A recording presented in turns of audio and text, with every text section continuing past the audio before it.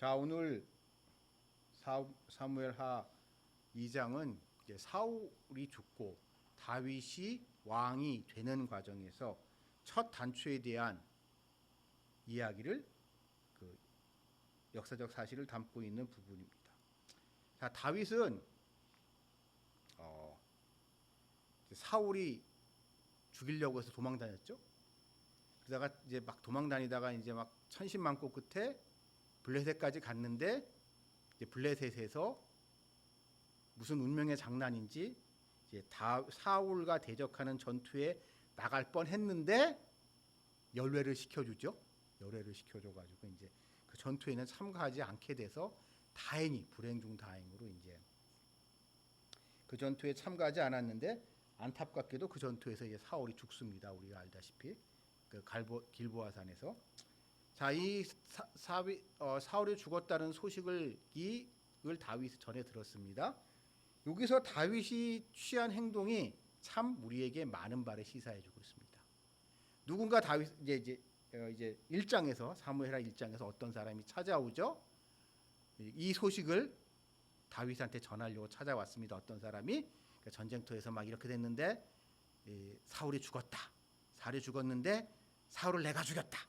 사울을 내가 처치했으니까 이제 당신 원수인 사울을 내가 처치했으니까 이제 그러면서 이제 뭐 좀 잘 보이려고 했겠죠, 다윗한테. 근데 다윗이 그 자리에서 그 사람을 죽여버리죠.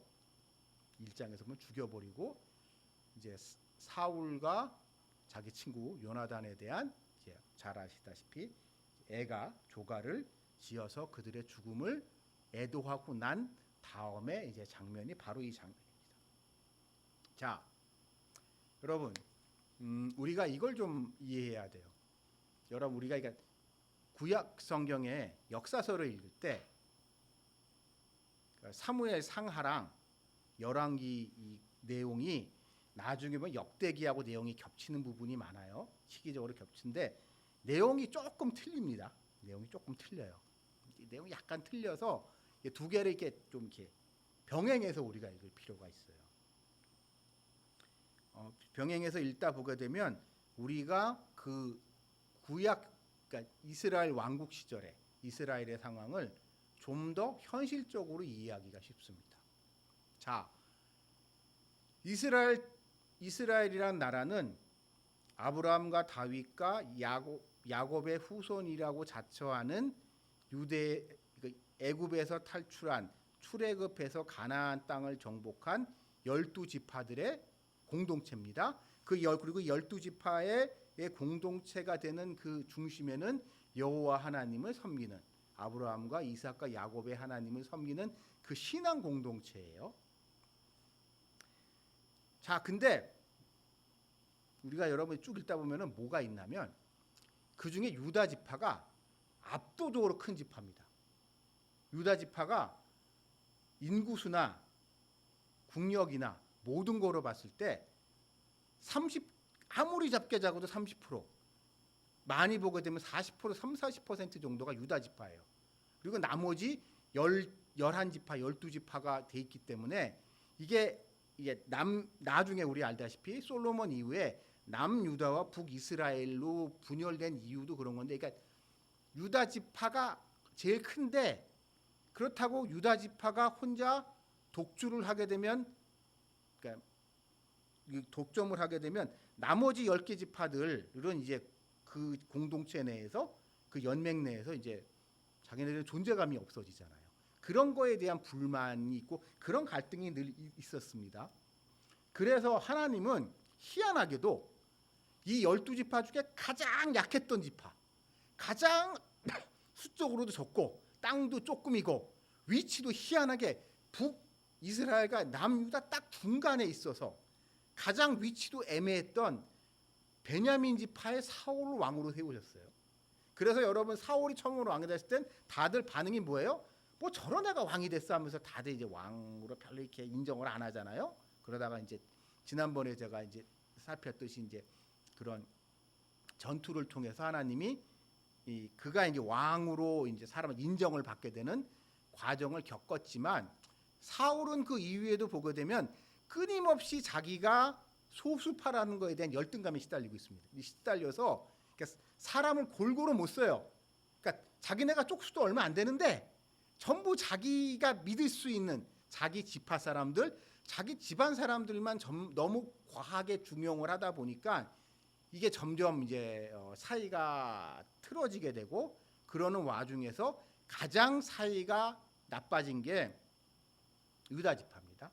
왜냐하면 유다 지파 입장에서는 자기네가 숫자가 제일 많은데 자기네가 이제 별로 이렇게 돌아오는 게 없으니까 그 이제 그러니까 자기네들도 좀 이렇게 뭐 좀 와야 되는 게 있어요. 뭐 한 자리 좀 주고 그래야 될 텐데. 그러다 보니까 이 유다 지파 출신이었던 다윗이 유다 지파의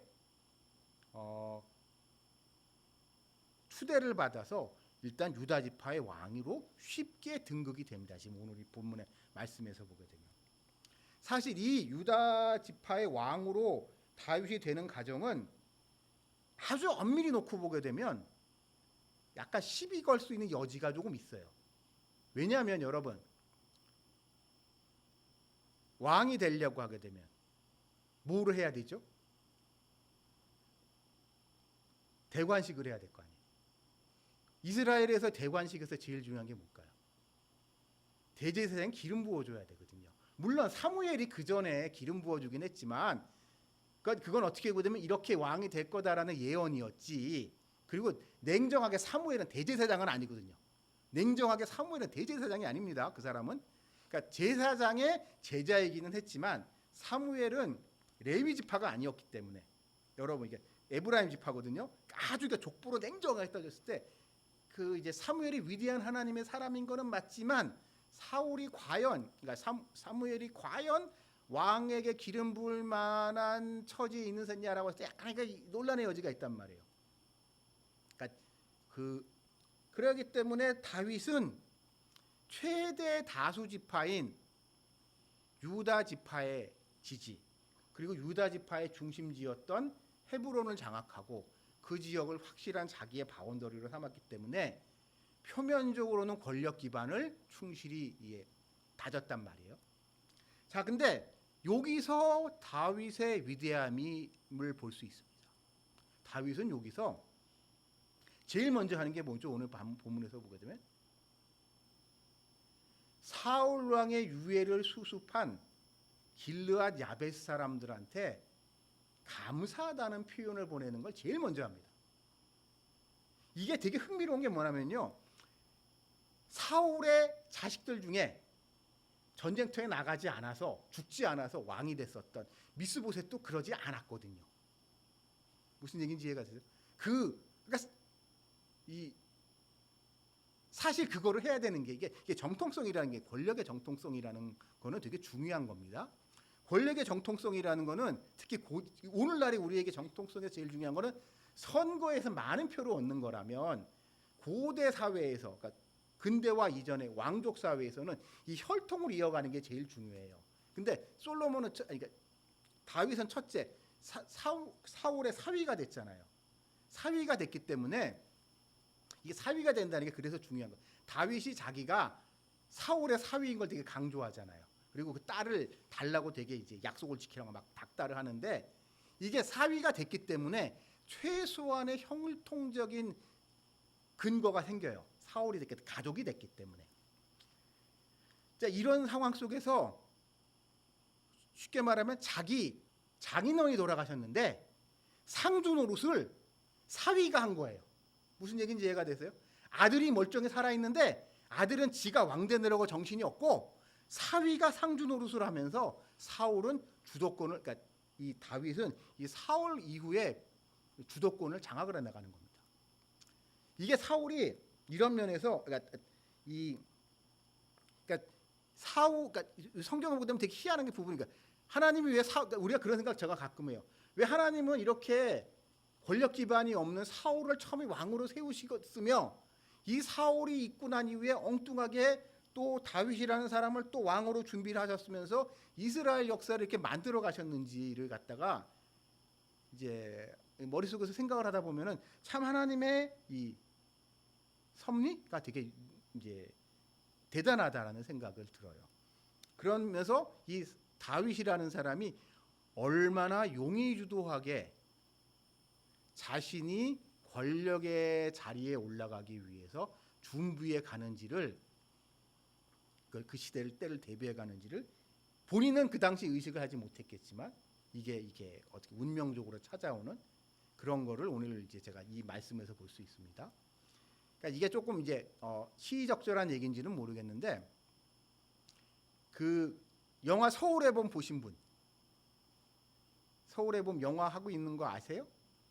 저도 안 봤어요. 저도 안 봤는데 그거를 본 사람들, 우리 본 사람들의 이야기입니다.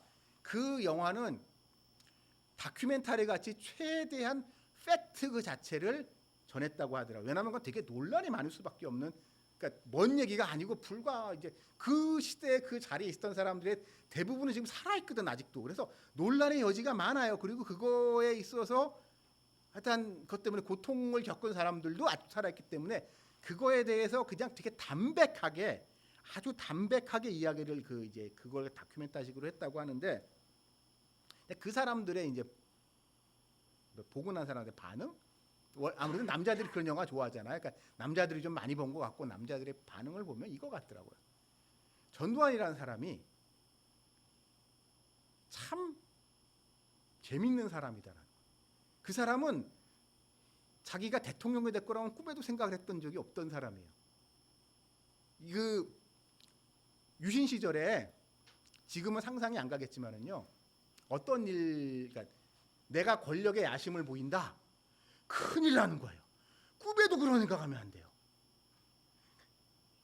그 전두환이 한번 인생에 골로 갈 뻔했던 적이 있는데 진짜 끝날 뻔했던 적이 있는 게 그게 일명 윤필용 사건이라는 사건이 몇 년 전에 있었는데, 그러니까 전두환을 되게 아꼈던 군 선배 중에 윤필용 장군이라는 사람이 있었는데 이 사람이 박정희도 아주 아꼈던 사람인데 이 사람이 술 먹고 딱 한마디 마실 수 있어요. 각하께서 너무 늙으신 것 같아. 각하가 좀 너무 늙으신 것 같아. 이 한마디를 잘못했다가 그 사람이랑 관련된 사람은 다 날아갔어요. 별이 수십 개가 날아갔었거든요. 그러니까 여러분 유신 시절이라는 게 얼마나 무시무시. 그 윤필용 장군이라는 사람이 박정희가 구테타 5.16 하기 전에 자기 부관으로 데리고 있던 사람이에요. 그래서 박정희가 군대 내에서 가장 총애하던 자기 부하여서 이 사람은 일부러 정치를 안 시키고 너는 군인으로 커라.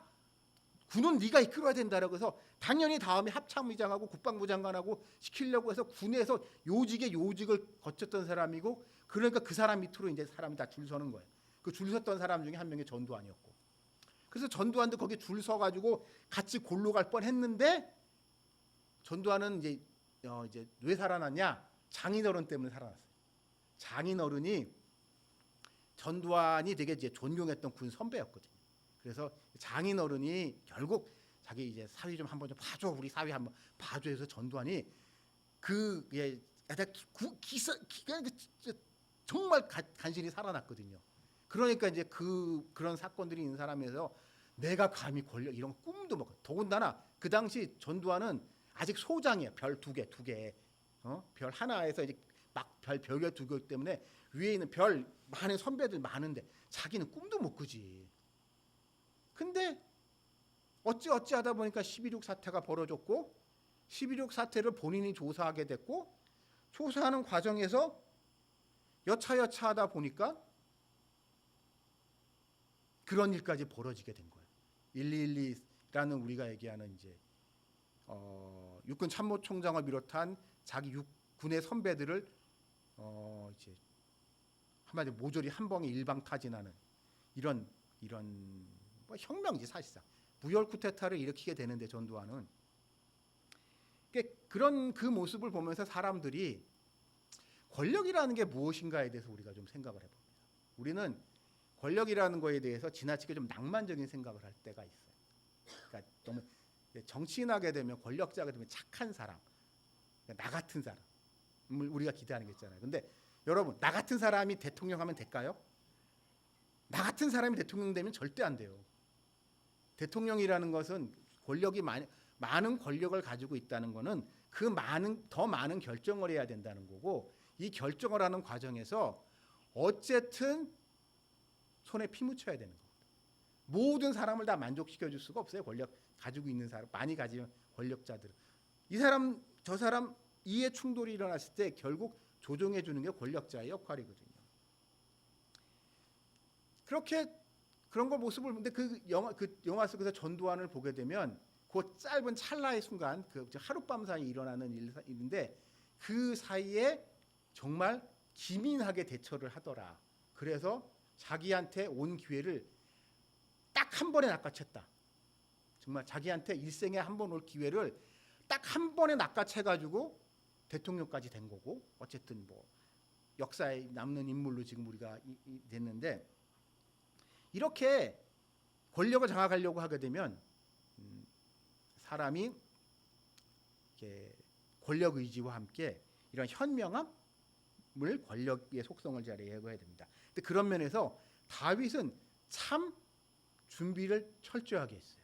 그러니까 본인이 의도했던 바는 하지만, 그러니까 결국 전두환이 권력을 장악하게 되는 게 12.6 사태 이후에 박정희 그러니까 그 사태를 수습한다고 해야 되나? 그러니까 12.6 사태를 수습하는 과정에서 실무 책임자가 전두환이었단 말이에요. 그러면서 전두환이 권력을 장악해 나갔듯이 오늘 이 말씀에서 보게 되면은 다윗은 이 사태를 얼마나 좀 심각한 사태예요. 그러니까 이스라엘 사람들이 모여서 왕이라는 거 처음 이제 한 명 했어. 그러니까 처음에는 이제 사람들이 뭐 사울 제거 베냐민 지파에서 베냐민 지파 기브아 출신 저 촌동네 돈도 없고 제 힘도 없는 저런 애가 무슨 왕이야라고 사람들은 했지만 어쨌든 하나님의 은혜로 길르앗에서 암몬 사람들을 라고 승리하고 난 다음에 역시 야 이건 진짜 하나님의 사람이야라고 세 사람들이 협조해 주긴 했지만 여전히 권력 기반은 취약해서 위태위태했던 사울이 결국 무너졌단 말이에요. 이스라엘 사람들의 반응은 어땠을까요? 다들 혼란입니다. 혼란. 완전히 케이오스 상태예요. 그래서 완전 카오스 상태가 돼가지고 그 권력의 공백 기간이었는데 이때 다윗은 상주 노릇을 하면서 권력을 장해가기 시작합니다. 이 모습을 보면서 저는 하나님이 우리에게 주시는 성령의 능력이 과연 뭔가에 대해 생각을 해봐요. 그러니까 우리가 그러니까 이 다윗을 보게 되면 다윗이 자기 아들 솔로몬을 위해서 너는 지혜를 구하라라고 얘기를 하잖아요. 왜 그럴까? 다윗이 하나님의 기름 부은 사람이 왕이 됐습니다. 사울도 하나님의 기름 부은 사람이 왕이 됐습니다. 두 사람의 차이가 뭐가 있을까요? 많은 차이가 있습니다. 많은 차이가 있지만 제가 보기에는 두 사람 사이의 중요한 차이는 지혜라는 부분에 있는 것 같아요. 사울은요 너무 감정적이에요. 자기 소수파라는 자신의 열등감 때문에 중요한 순간에 너무 감정적으로 결정을 해요. 자, 사울 입장을 생각을 해봅시다. 다윗을 자기 사위로 옆에 끼고 있는 게 좋을까요? 밖으로 돌게 하는 게 좋을까요? 어쨌든 내 옆에 꿰고 있잖아요. 내 바로 옆에 있으면은요, 딴짓을 못해 사람은. 바로 내 눈앞에 항상 있는데 이놈이 사람들한테 인기가 좋다고 좋아요. 인기가 좋고 나보다 더 잘났어. 나보다 더 잘생겼어요. 보니까 사울은 키가 크잖아. 성경에 보게 되면 다른 사람보다 키가 커가지고 눈에 확 띄었다라고 얘기를 하는데 다윗은 키 큰 얘기는 안 나오는데 잘생겼다고 얘기가 나와요. 요즘으로 말하면 저는 이게 성경에 보게 되면은 가끔 이게 하나님이 이게 외모지상주의가 아닌가 막 이런 얘기 있잖아요. 그러니까 하나님이 좋아하는 사람에 대한 표현 중에 그 사람이 참 잘생겼다, 이쁘다는 표현이 많이 나와요. 성경에 보게 되면. 그래서 근데 어쨌든 이게 다윗은 잘생겼던 것 같아요. 뭐 그런 외모적 차이도 있지만 다윗은 중요한 순간에 지혜롭게 행동을 합니다. 예를 들어서 여러분, 그 생각이 들더라고요. 다윗이 사울을 잡았다가 일부러 놔준 적 있잖아요. 그 중에 전 제일 흥미로운 게 이 사울이 화장실 뒷일 보러 이제 뭐지 그 동굴에 들어갔을 때 그 안에 이제 다윗이 숨어 있어가지고 죽일 수 있는데 안 죽인 장면 있잖아요. 그 장면을 보고 이 생각이 들었어요. 만약 그때 다윗이 사울을 죽였으면 어떤 일이 벌어졌을까?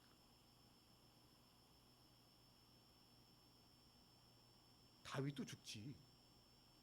밖에는 사울 부하들이 거기 자기네는 쪽수가 비교도 안 될 정도로 많은 사울의 부하들이 밖에서 있고 지금 사울 하나 지금 여기 알아가지고 지금 이러고 있는 건데 지금 쟤 하나 죽인다고 한들 밖에 있는 저 부하들은 어떻게 할 거예요? 감정적으로는 내 원수인 사울을 찔러 죽이고 싶지. 그 부하들은 저 사울을 처단합시다라고 얘기했는데 다윗이 말리잖아요. 하나님의 기름 부은 자라면 손대는 거 아니라고 얘기하면서 말리잖아요. 근데 그러니까 그런 부분도 있지만 우리가 현실적으로 생각하게 되면 우리 대체 역사 같은 거 많이 하잖아요. 대체 역사 같은 거라고 생각하게 되면 만약에 거기서 다윗이 사울을 찔러 죽였다. 그러면 둘 다 죽었을 거야. 그 안에 있는 다윗의 부하들도 다 죽지. 밖에 있는 사울의 부하들이 다윗이 사울 칼로 찔러 죽였다고 도망갈까요? 아니죠. 밖에서 하게 되면은 밖에서 있어 이 새끼 너희들 나오기만 해봐 가만 안 놔도 하면서 죽치고 앉아가지고 어쨌든 요조를 낼 거 아니에요. 부하들 도망가요? 안 도망가지. 그러면서 이렇게 되면 이제 내가 사울 왕을 죽인 저놈의 복수로 한 내가 이제 상이 커지니까 서로 다윗을 죽이겠다고 밖에서 난리를 칠 거란 말이에요. 그런 상황에서 사울은 그러니까 이렇게 다윗은 되게 현명하게 대처합니다. 우리가 다윗이 하나님의 사람, 성령의 사람이다라고 얘기를 하는데 그러면서 우리가 이제 가장 이제 많이 생각을 하는 게 이제 시편에 나와 있는 다윗 시편이죠. 그러면서 그렇게 하나님을 경배하고 찬양하고 하나님한테 이게 시인으로서 이게 하나님에 대한 이게 이런 거를 하는 것을 가지고 우리가 성령의 사람이다라고 우리가 다윗 생각하는데 물론 그분도 맞지만 그것 플러스 알파 다윗이 얼마나 하나님의 사람으로서 현명하게 이렇게 권력을 장악해 가는가를 보게 되면 오늘 이 말씀 속에서 우리가 그거 발견을 하게 돼요. 그래서 여러분 우리가 하나님한테 무엇을 구해야 되는가라는 생각을 가끔 해봅니다. 여러 가지 사실 구하게 되죠. 좀 건강했으면 좋겠다. 저 같은 좀 날씬해졌으면 좀 좋겠다. 건강하게 살 빠졌으면 좋겠다 생각도 하고 뭐 이제 이번 학기 끝나고 이제 다음 학기 다가오니까 다음 학기는 제발 좀 간이 좀 어떻게 좀 배정 좀 잘 됐으면 좋겠다. 뭐 이런 생각 많이 합니다. 뭐 이제 원래 생각했던 대로 이제 아파트 이제 청약 좀 받을 수 있었으면 좋겠습니다. 뭐 이런 생각 많이 해요. 그런 기도 많이 하지만 그런 생각 많이 하지만 그 중에 제일 중요한 게 뭘까요? 결국 지혜라고 생각을 합니다. 현명하게 그 지혜의 영이신. 왜냐하면 이 다윗을 봅시다. 이렇게 현명했던 다윗이 왕이 올라가고 난 다음에 잘 하다가 우리가 잘 알고 있는 밧세바 사건 이후에 사람이 얼마나 망가지는가.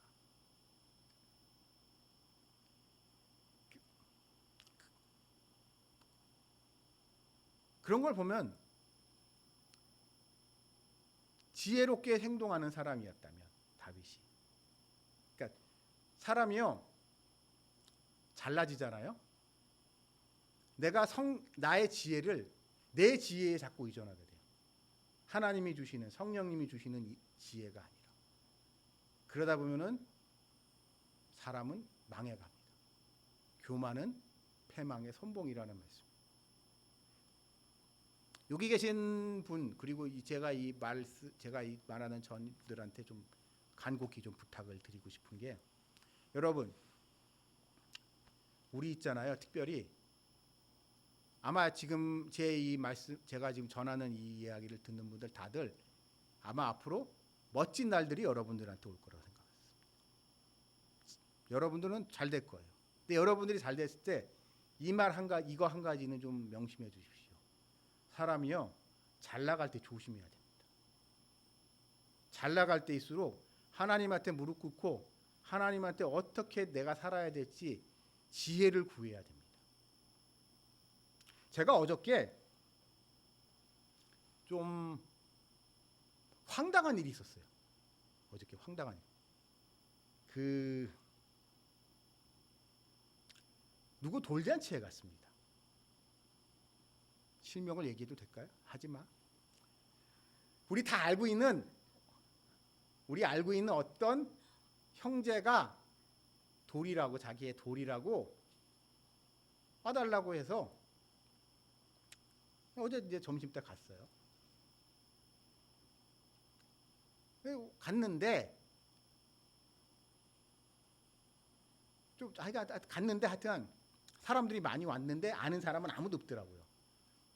어쨌든 이제 갔는데 거기서 옛날에 청년부에서 만났던 어떤 동생을 하나 만났어요. 오랜만에 만났어. 정말 10년 더 됐지? 15년 정도 됐나? 하다가 오랜만에 그 친구를 만났습니다. 내가 원래 청년부에 있을 때 별로 사이가 안 좋긴 했어요. 그 친구랑 별로 사이가 안 좋긴 했는데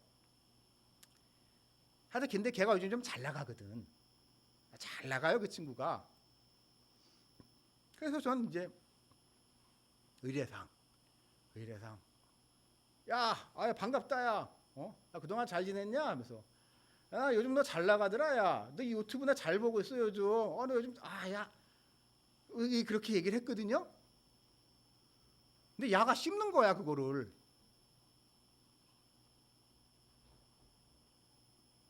이거 갖다가 뚱한 표정으로 날 계속 보더라고. 그래서 그냥 그래 잘 있어. 그래도 걔 와이프가 옆에 있더라고. 그래서 와이프랑도 잘 지냈냐고 뭐 얘기하고 그냥 말았는데 그 얘기를 이제 그러고 난 다음에 이제 기분 나빠가 저도 기분이 별로 안 좋죠. 그런 상황에서 이제 그 친구 이제 테이블에 와서 밥 먹으면서 무슨 생각이 들었냐면 똑같은 상황에서 교회 안 다니는 사람들도 저렇게 행동하지는 않는다. 그러니까 그런 거 있잖아요. 남자들은 어쩌면 가면을 쓰는 게 있잖아요.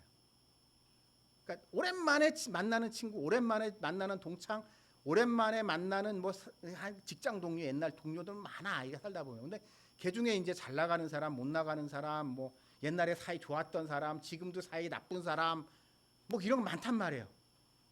근데 평소에 사이 안 좋았고 뭐 지금도 라이벌 관계인 사람을 만나도 겉으로는 친한 척을 해.